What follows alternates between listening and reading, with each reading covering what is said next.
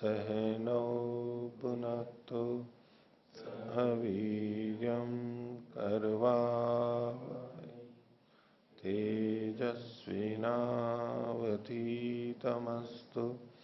मा विद्विषावहै।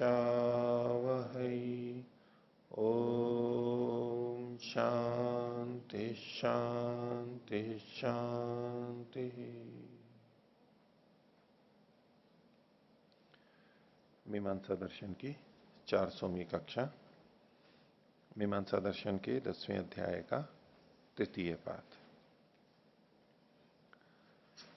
इसके 11वें अधिकरण को हम देख रहे थे कि ज्योतिषटोम में दक्षिणांतर्गत जो गाय हैं उनका ही 112 की संख्या का निवेश करना चाहिए, ये सिद्धांति का मत था।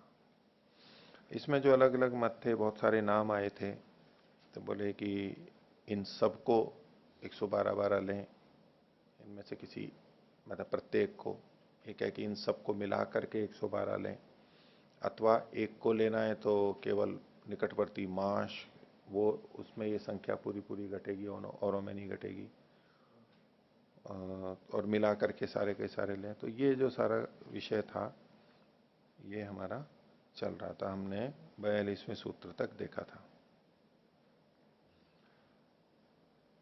इसमें कल जो हमारी चर्चा थी 42वें सूत्र में पृष्ठ 334 पहले अनुच्छेद में नीचे से जो ये 4-5 पंक्तियां थी, उसमें एक बात ये भी है कि चय के बारे में जो कहा, और उससे पहले इन्होंने कहा संख्या तो वाक्य न संपत्त्यते, यदि चय पूर्वम स्यात् न च अर्थो अवकल्पेत च शब्द श्रवणम अनर्थकम स्यात्।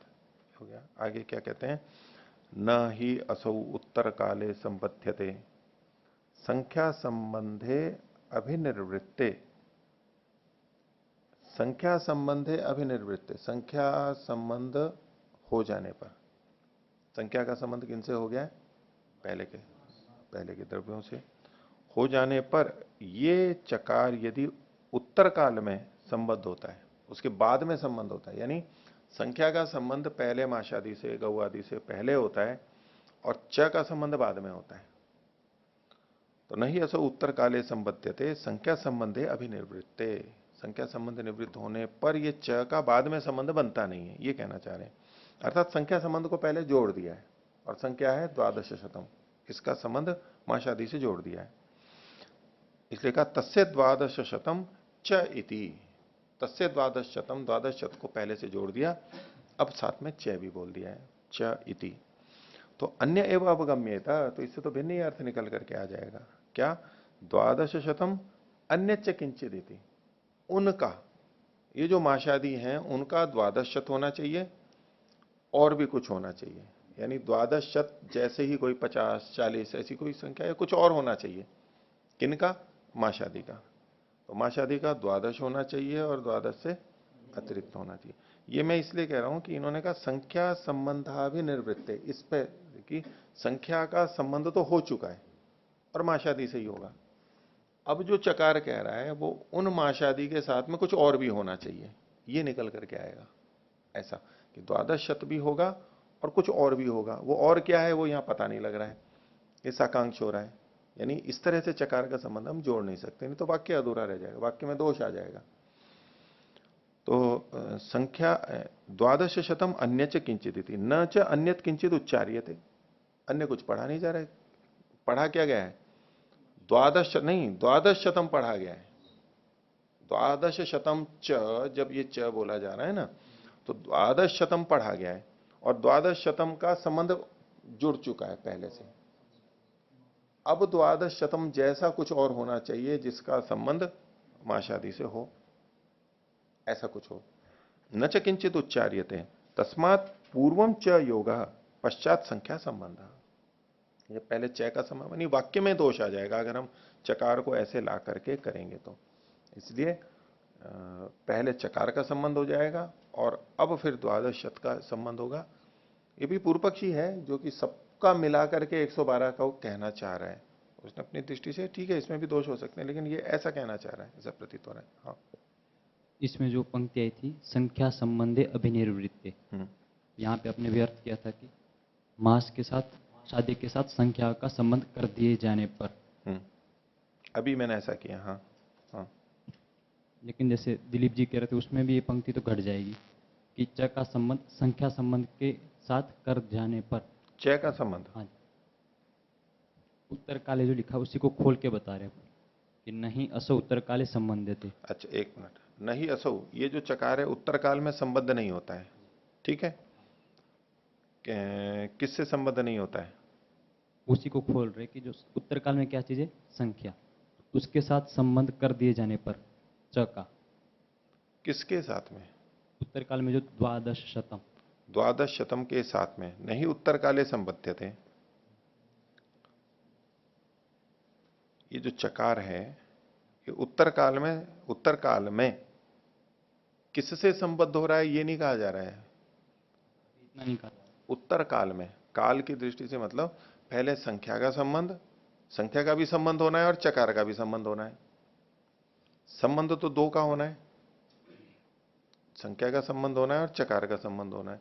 संख्या का संबंध किससे होना है ये निश्चित है, चकार का संबंध किससे होना है ये भी है, किसी से जो चीजें कही गई हैं उन्हीं से संबद्ध होगा। तो अगर संख्या का संबंध पहले कर देते हैं माशादी से और काल की दृष्टि से केवल चकार को, चकार का द्वादश से संबंध रख करेंगे ऐसे नहीं, यद्यपि ये तो जुड़ेगा यूं तो तस्य द्वादश शतम च, अब च का द्वादश शतम से भी हो रहा है, लेकिन च का पहले अन्यों से संबंध नहीं हुआ, इस च का अन्यों से संबंध नहीं हुआ और अब द्वादश शतम च कहा जा रहा है, तो द्वादश शतम का संबंध पहले हो चुका है, द्वादश शतम का संबंध पहले हो चुका है। वो ऐसा करेंगे तब होगा जब तो कैसा अर्थ करेंगे, यही तो जिस, करना पड़ेगा। हाँ, नहीं तो ऐसा भी तो अर्थ कर सकते कि यदि नहीं असो उत्तर काले संबंध थे, अगर उत्तर काल के साथ च का संबंध नहीं किए जाए, उत्तर उत्तर काल के साथ, उत्तर उत्तर काल में, काल, उत्तर काल में, उत्तर काल में आप केवल काल कह रहे हो या उस काल में स्थित किसी चीज को कह रहे हो? काल में स्थित चीज मतलब तो वो तो द्वादश। उसको नहीं कहा जा रहा है, ये केवल उत्तर काल कहा जा रहा है। यहाँ तो किसके साथ संबंध है ये तो नहीं कहा जा रहा है ना, यहाँ वो तो पहले से तय है कि भाई किसके साथ में संबंध होना है, केवल काल की दृष्टि से कथन है कि पहले किसका संबंध होगा उनके साथ में, चकार का संबंध होगा या द्वादश शतम का संबंध होगा, काल की दृष्टि से देखो केवल, ये विषय ही नहीं है कि किसके साथ में संबंध होगा, पहले किसका संबंध होगा।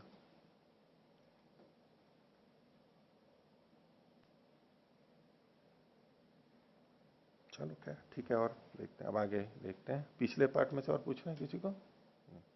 तो पृष्ठ संख्या 335, सूत्र संख्या 43।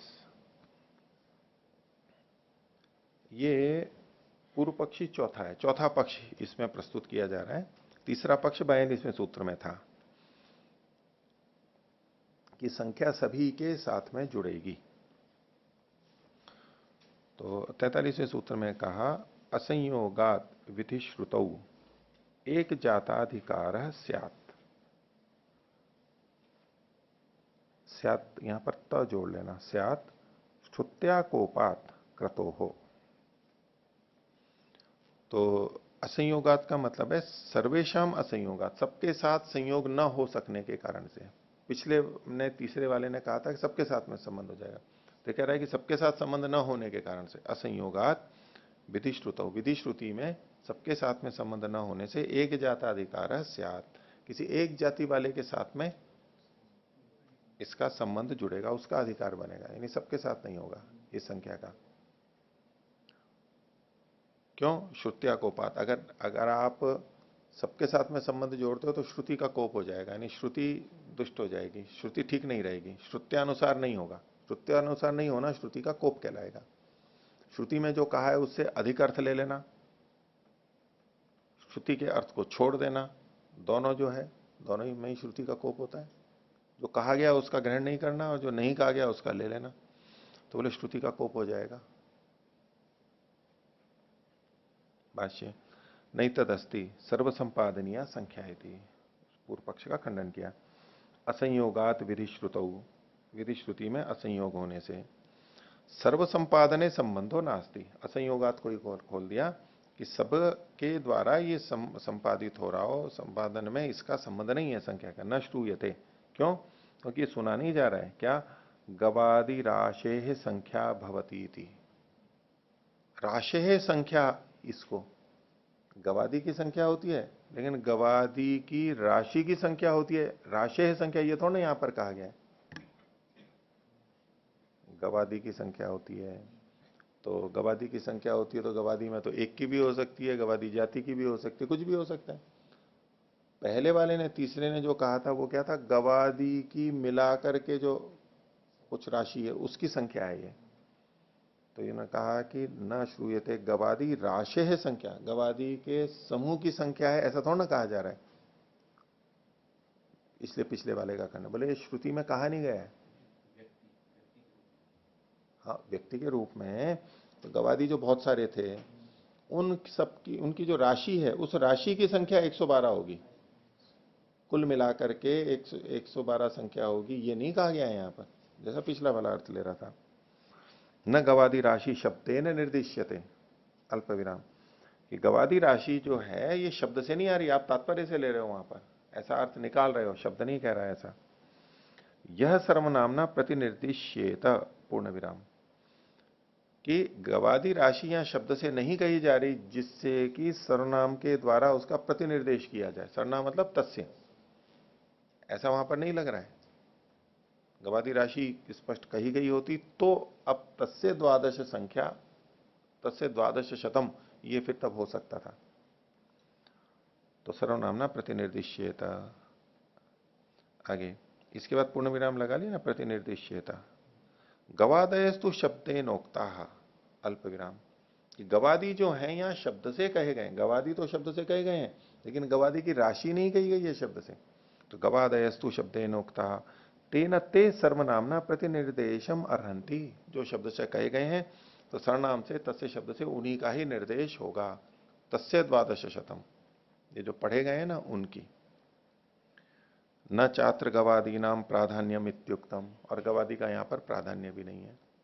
गवादी का प्राधान्य पहले कहा था उसने, जहां प्रत्येक के साथ में एक 112 संख्या जुड़ रही थी, पहले वाले पक्ष में गवादी का प्राधान्य कहा था और 112 संख्या को गुण कहा था।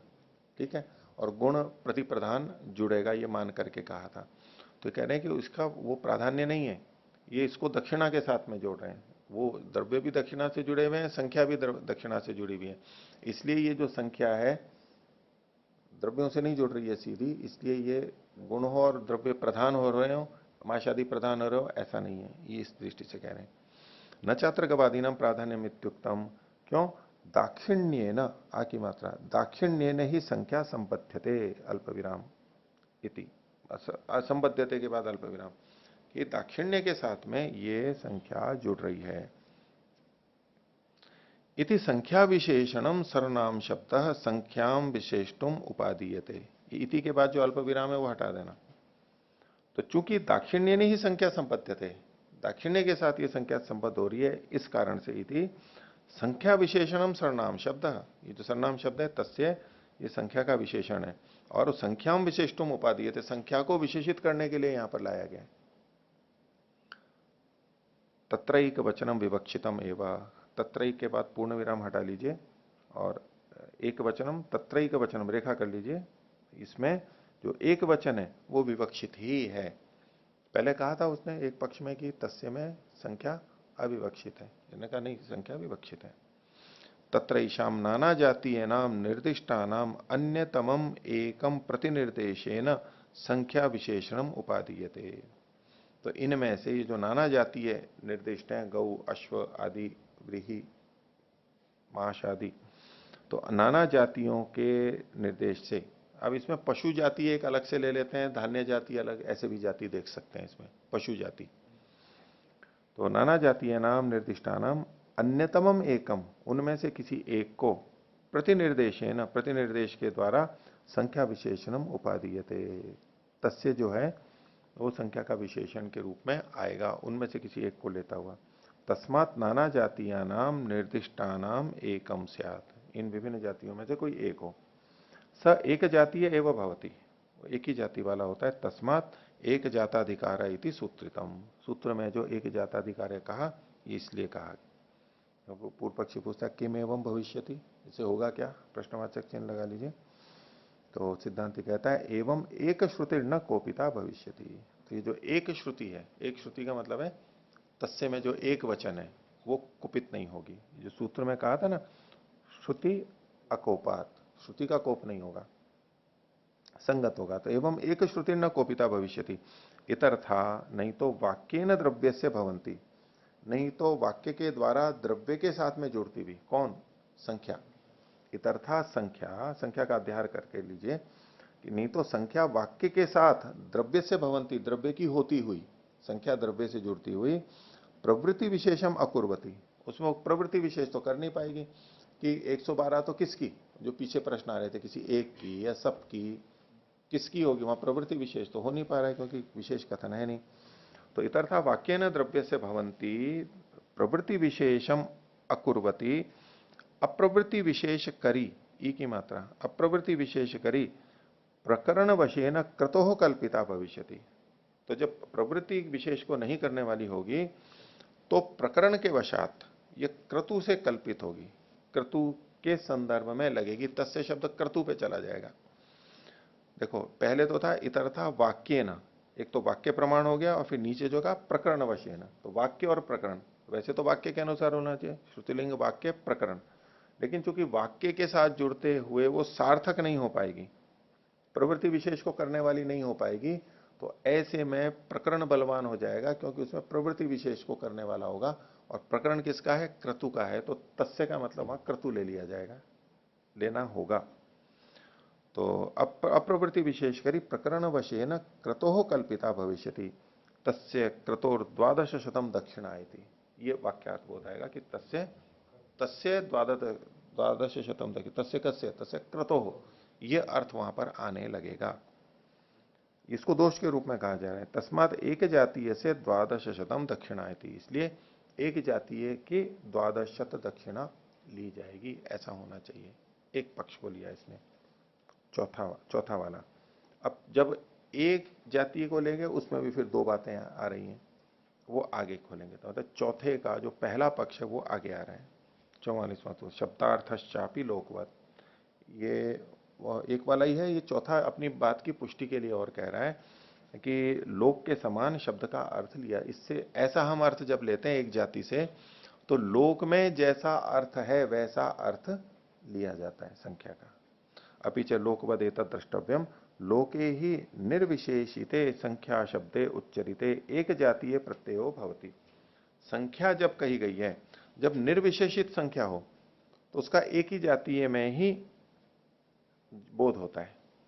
विशेषित संख्या का क्या मतलब है कि यदि वस्तुओं का नाम गिना दिया, ठीक है, कोई पेड़ भी गिना दिया, कोई पशु भी गिना दिया, कोई पहाड़ भी गिना दिया, व्यक्ति का नाम गिना दिया, और ऐसा करके संख्या कर दी कि 20 है, नाम गिना करके, तो अब तो संख्या विशेषित कर दी कि 20 किसका, इन का, कपड़े का हो गया, जूते का हो गया, ऐसे अलग अलग जाति की चीजें लेते हुए अगर संख्या कही गई है तब तो संख्या उन्हीं को कहेगी।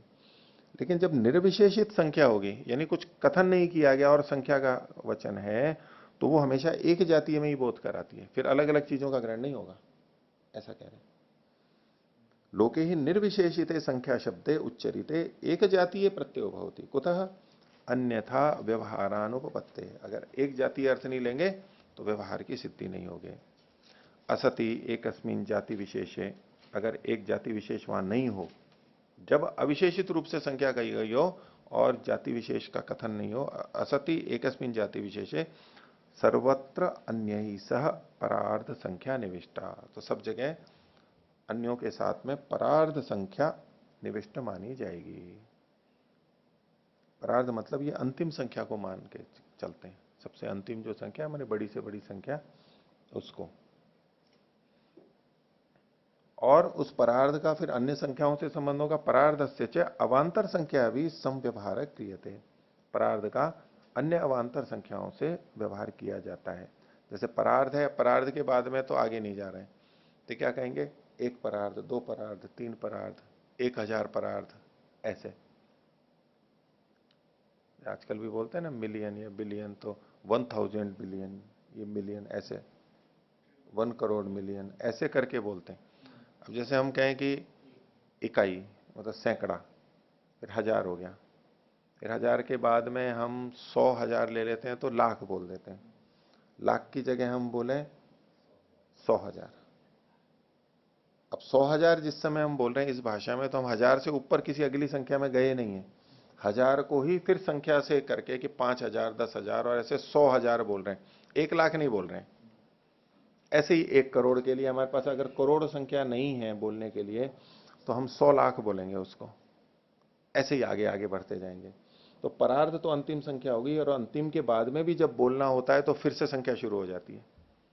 आगे कुछ है नहीं बोलने के लिए, तो फिर उसको आवृत्ति कर देते हैं। करोड़ करोड़ रुपए, 1 लाख करोड़, 50 लाख करोड़, 90 लाख करोड़, 1 करोड़ करोड़, इस तरह से जो कथन आता है। अब करोड़ से आगे जा नहीं रहे संख्या में, इसलिए ऐसे आवृत्ति करनी पड़ेगी। 1 करोड़ करोड़, 5 करोड़ करोड़, अब तो कर लो जितना भी करना है उसको आगे आगे। तो ऐसे परार्ध हो गया। परार्ध से च अवांतर संख्या भी संव्यवहार क्रियते, ये शाम एकेन केनचित संबंध तेषाम तम एकम संबंधिनम अपेक्षे संख्या निविशते। तो जिनमें ये शाम और तेषाम है, इसका मैं यहां पर मान के निर्धारण षष्ठी मान करके बोल रहा हूं। ये शाम जिनमें से एकेन केनचित संबंध है, किसी एक का संबंध होता है, एक के साथ में संबंध होता है, तो उनमें से तम एकम संबंधनम अपेक्षा, उस एक ही संबंधी की अपेक्षा करके संख्या निविशते, संख्या जुड़ती है।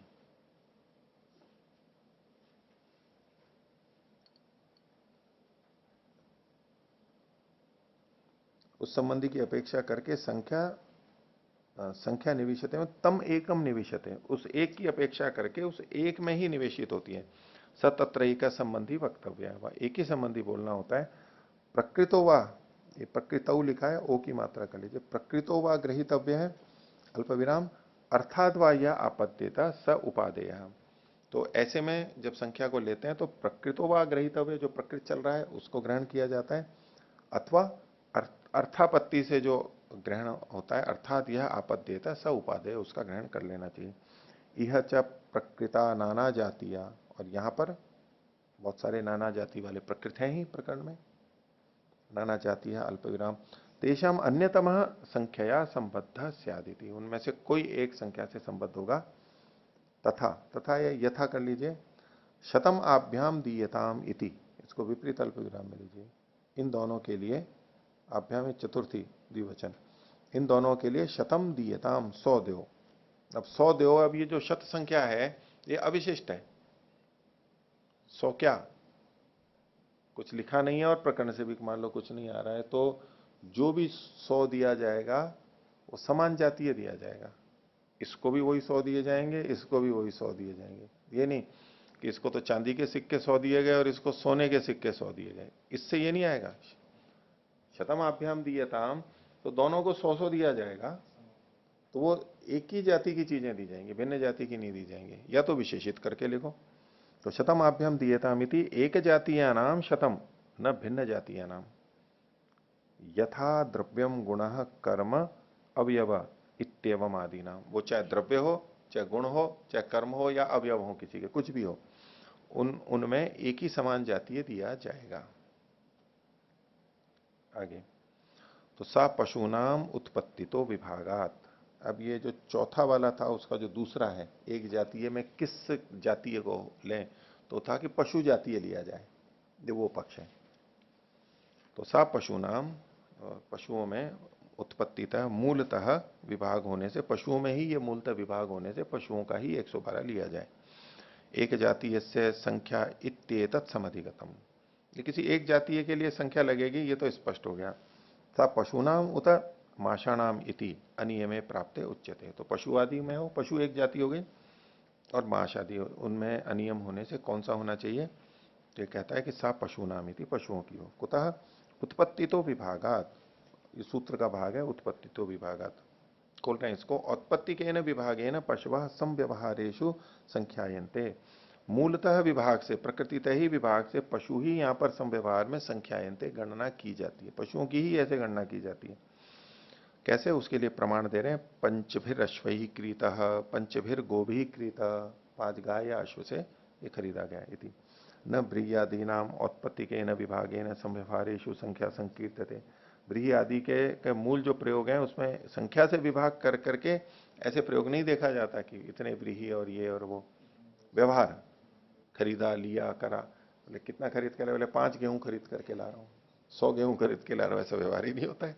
ठीक है, वो कभी आप गिन लो कि हाँ यहाँ 100 गेहूं पड़े हुए हैं, वो एक अलग बात है। व्यवहार चलता है वहां पर, इनका गणना से व्यवहार नहीं चलता है। गणना से व्यवहार पशुओं का चलता है, वहां तोल से व्यवहार नहीं चलता है।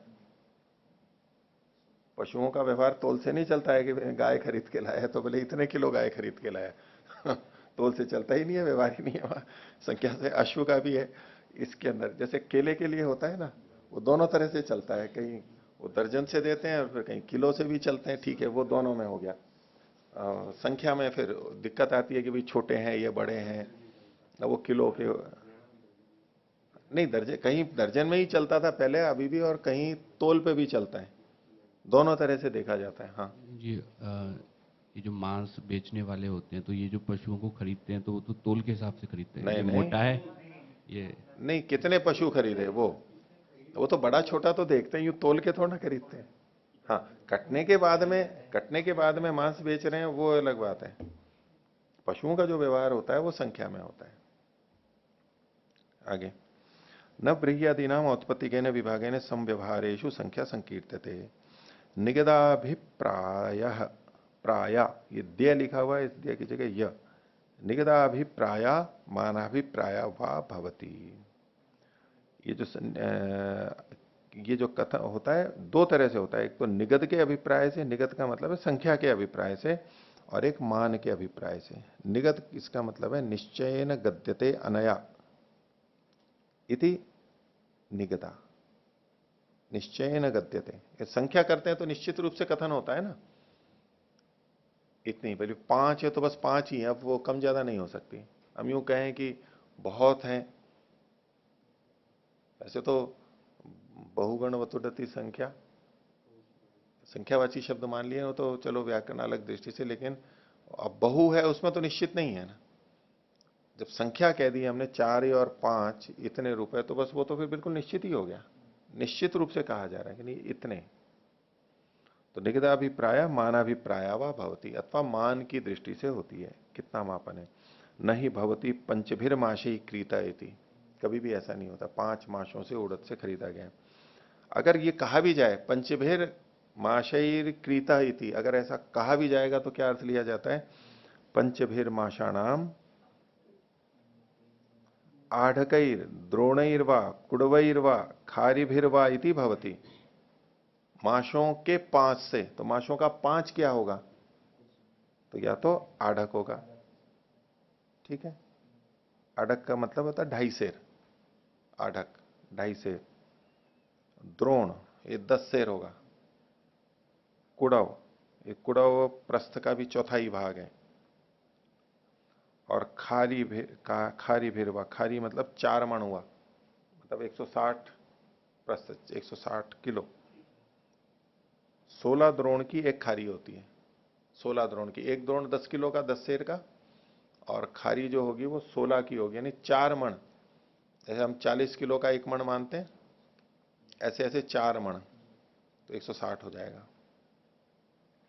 तो ये कुछ ना कुछ होगा, अगर 5 यूं कह रहे हैं कि 5 लिया तो कुछ ना कुछ अभिप्राय जुड़ा होगा, 5 किलो लिया, 5 मण लिया, द्रोण लिया, कुछ भी ऐसा कुछ आएगा। तत्र आढ़कादिभिः अनुच्चार्यमाणै साकांक्षम एव वाक्यम अपरिपूर्णम अप्रमाणम अर्थस्य कस्यचिदिति। और यदि ये अर्थ नहीं लेते हैं आढ़क आदि, ये नहीं लिए जाते हैं, तो जो वाक्य है वो साकांक्ष होगा, अपरिपूर्ण होगा और अप्रमाण होगा, किसी भी अर्थ को बताने में अप्रमाणिक होगा, स्पष्ट नहीं हो पाएगी बात। आगे, अब जो चौथे का पहला वाला था वो बोल रहा है, अथ माषाणाम अपि औत्पत्तिकेन विभागेन कस्मादिह परिक्रयो न क्रियते इति। एक का होना चाहिए, किसी भी हो जाए एक जाति का, तो माश का क्यों नहीं हो सकता है, तो माशों का भी औत्पत्तिक विभाग, क्यों नहीं, उससे परिक्रय क्यों नहीं हो सकता है मूलतः? क्योंकि गणना तो वहां भी हो सकती है। अत्रोच्यते, ये चौथे का दूसरा बोल रहा है, ये 45वां सूत्र जिसका है वो। मूल्य से सतह परिक्रय विशेष उच्यते द्वादश शतम दक्षिणायति। मूल के होते हुए परिक्रय में विशेष कहा जा रहा है। परिक्रय कर रहे हैं, उसका मूल्य है, उसमें ये विशेष कहा जा रहा है, यानी खरीदी जा रही है कोई चीज, मूल्य है उसका। द्वादश शतम दक्षिणायति न च द्वादश शतम ब्रीयादि बीजानाम भृतित्वेन, यदि कर लेना, भृतित्वेन ऋत्विजाम अवकल्पते। 112 व्रीहि आदि बीजों का भृतित्व के रूप में ऋत्विक का कोई अवकल्पन होता ही नहीं है वहां पर। वो 112 लेके कोई ऋत्विक तो बनेगा ही नहीं।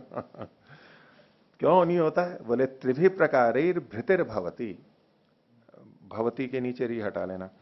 3 प्रकार से भृति 3 प्रकार से होती है, इन्होंने अपनी तरफ से लिखा है। एक तो का व्यापार था, यानी कर्म था, लेन देन जब करते हैं ना, उससे व्यापार था। वृत्ति होती है भाई पूरा लेन देन तय करके। फलतः, फलतः मतलब परिणाम था, परिणाम जो आ रहा है, फल आ रहा है, उसमें उसका भाग हो, परिणाम से भी हो सकता है। एक तो व्यापार था मतलब लेन देन निश्चित करके इतना लेंगे इतना देंगे, ये निश्चित करके। एक है कि जो आएगा परिणाम उसमें हमारा बंटवारा हो जाएगा। जैसे बटाई की खेती करते हैं, अथवा तो सत्र जब होते हैं, सत्र में जितने ऋत्विक हैं, यजमान है, वो सब आपस में बंटता है उनके, इस तरह से हो सकता है। फलतः वचनता है, अथवा कोई शास्त्र में वचन दिया गया हो कि भाई इसमें इतना है तो फिर वो उतना लिया जा सकता है। तो व्यापारतस्तावत न माश बीजानाम द्वादश शतम वृत्ति ही, व्यापार की दृष्टि से देखेंगे तो माश आदि बीजों का 112 से तो वृत्ति हो ही नहीं सकती। कर्म कुर्वाणा ही कर्म करा पादिकम अपि अहर लभंते, जो काम करते हुए कर्म कर होते हैं ना मजदूर, वो भी दिन भर में 1/4 जो उनका होता है स्वर्ण मुद्रा है जो भी होती होगी, उसको तो बोले वो भी ले लेते हैं। और ये 112 इनके बीज लेंगे ब्रीही आदि के, माश आदि के, तो वो तो उतने भी नहीं होते। नहीं, सामान्य कर्म कर भी इतना ले लेता है, तो ये तो ऋत्विक तो क्यों नहीं, कैसे लेगा इससे? फलानुरूप्यम नहीं वज्यायते, और ये फल के अनुरूप है ऐसा भी नहीं पता लगता है कि इसका जो फल होगा उसमें से इनको मिलेगा। वचनम तो भृतौ सत्याम परिमाण विशेष परम भवती, और ये जो वचन इसमें मिल रहा है, तो भृति के होने पर ही परिमाण विशेष परक हो सकता है। ये अगर भृति नहीं होगी तो ये नहीं हो सकता। यत्र ही पादिकम अपि हर न लभ्यते न सा दक्षिणा भवती, जिसमें एक पूरे दिन में चौथाई भी नहीं मिलता, यानी चाराने भी नहीं मिलते हैं, वो भृति नहीं होती है। कई जने करते हैं ना, सेवकों को रखते हैं और फिर कहते हैं चलो आपको इतने दे देंगे रोज के, काफी देर काम कराएंगे, बोले रोज के 10 रुपए दे देंगे आपको। और बेचारे के महीने के कितने हुए? 300 रुपए हुए। 10 रुपए घंटा भी नहीं होता है आजकल, तो 10 रुपए घंटे भी लगाओ तो 1 घंटा भी काम किया तो बोले जी 300 रुपए दे रहे हैं उन्होंने। नहीं, 300 रुपए क्या दे रहे हैं, कितना काम लिया मैं? नहीं जी, रुपए दे रहे हैं। आजकल जो घरों में काम करते हैं ना, पुरुष या महिलाएं, उनमें कई जगह बहुत कम दिया जाता है। वो कहते हैं जी अरे इसमें 700 रुपए दे रही थी, अब उसने 800 रुपए मांगने शुरू कर दिए। वो इतना बात का विषय बन जाएगा, अरे 700-800 रुपए क्या क्या काम कराते हो, बर्तन भी मांजती है वो, चौका पोछा वोछा भी लगाती है, 700 रुपए लेती है, 800, वहाँ इतना इतना होता है। और खुद की नौकरियां होती है वहां हजारों रुपए भी कम ज्यादा हो जाए तो, ज्यादा हो तो भी बोले क्या हुआ 5,000 ही बढ़े, 2,000 ही बढ़े, ऐसे कर। तो बोले यत्र ही पादिकम अपनी हर न लभ्यते न सा दक्षिणा भवती, इससे कम तो दक्षिणा हो ही नहीं सकती। स्वामी जी ऐसी दक्षिणा दे दे कोई तो, थोड़ी सी दे दे तो बोलो जी दक्षिणा, तो बोले ये भी कोई दक्षिणा होती है? दक्षिणा होती है? बोला दक्षिणा भाई इससे तो मत ही दो। कई जने फिर फेंक देते हैं ना, बोले इतना कम।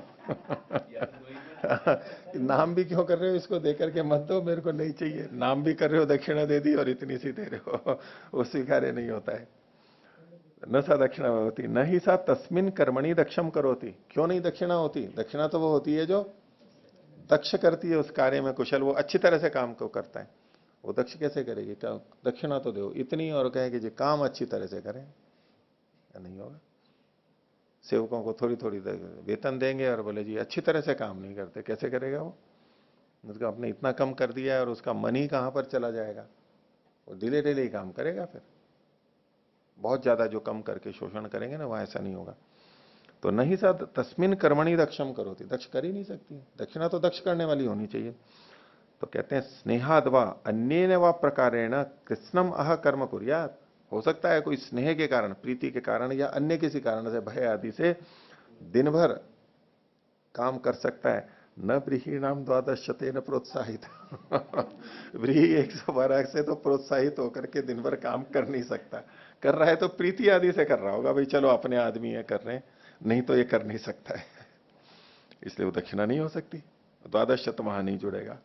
आह, ये चौथे का पहला वाला बोल रहे हैं, यह कश्चित कस्यांचित अवस्थायाम व्रीहीणाम द्वादश शतेन प्रोत्साह्यते तस्य किम सा दक्षिणा भवेत। तो बोले कि जहां पर कश्चित कोई व्यक्ति कस्यांचित अवस्थायाम किसी स्थिति परिस्थिति में व्रीहियों के 112 सत से भी वो प्रोत्साहित अगर होता है तो क्या वहां पर दक्षिणा नहीं हो सकती है? प्रोत्साहन नहीं हो रहा है ये कह रहे हैं ना, बोले कोई तो कहीं तो 112 इससे भी प्रोत्साहित हो सकता है। भूखा मर रहा हो बेचारा, बिल्कुल ही कुछ भी नहीं हो, तो 112 से भी प्रोत्साहित हो जाए तो बोले आप, इसने क्या पकड़ा, प्रोत्साहन को देख रहा है। बोले कहीं तो प्रोत्साहित होता होगा 112 से भी, तो 112 से प्रोत्साहित हो रहा है तो फिर मान लो इसको दक्षिणा, उसकी भी संख्या लगा लो।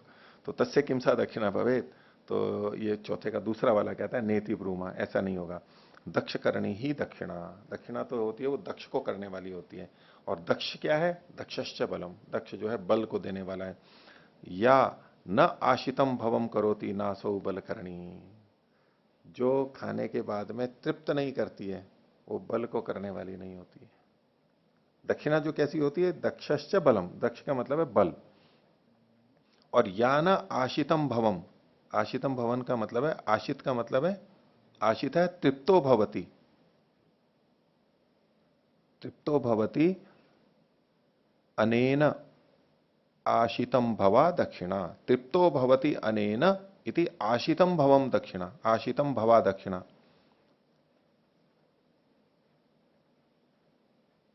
आशितस्य तृप्तेर भवनम आशितम भवम, आशितस्य तृप्तेर भवनम आशितम भवम।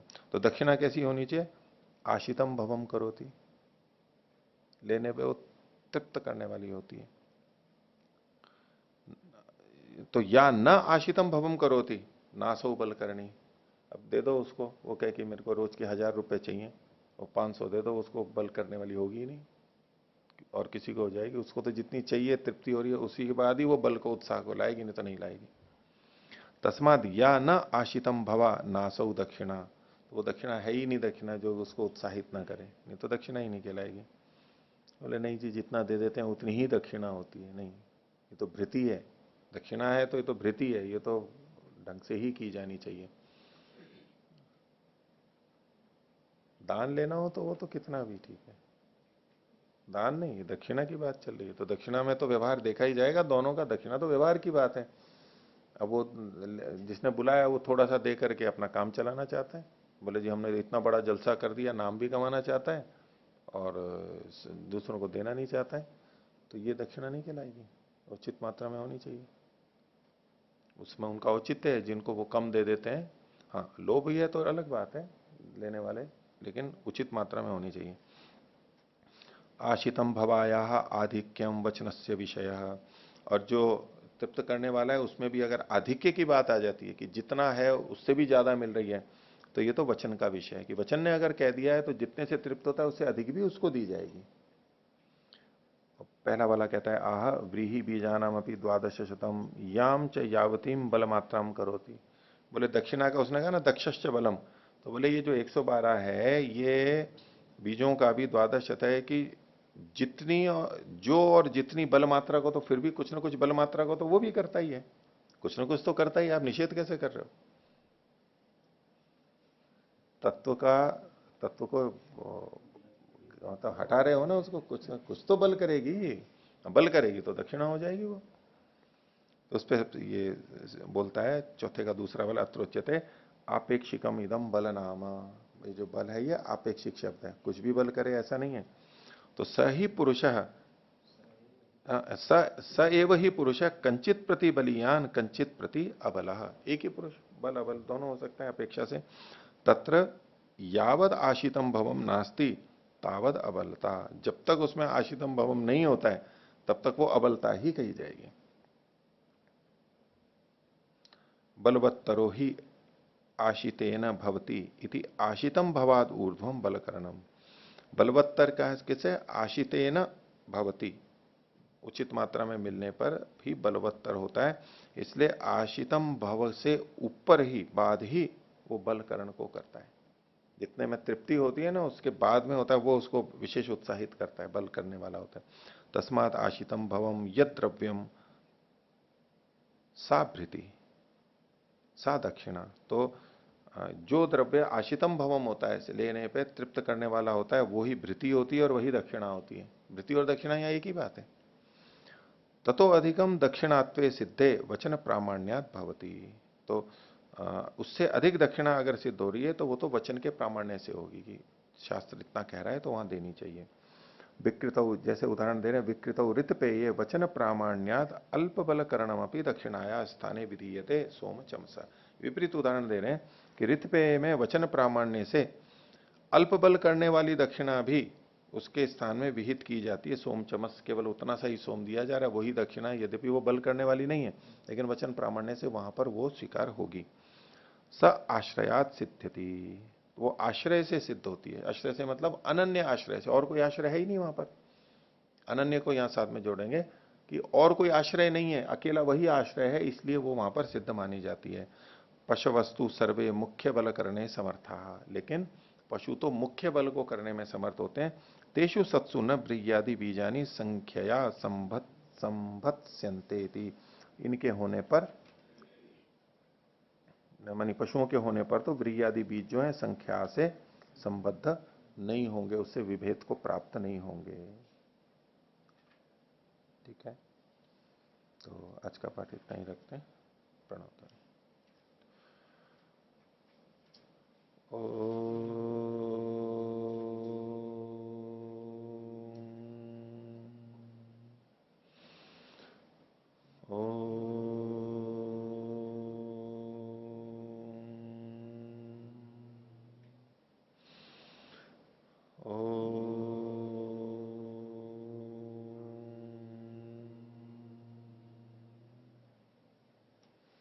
सभी को सादर अभिवादन। ओम शांति।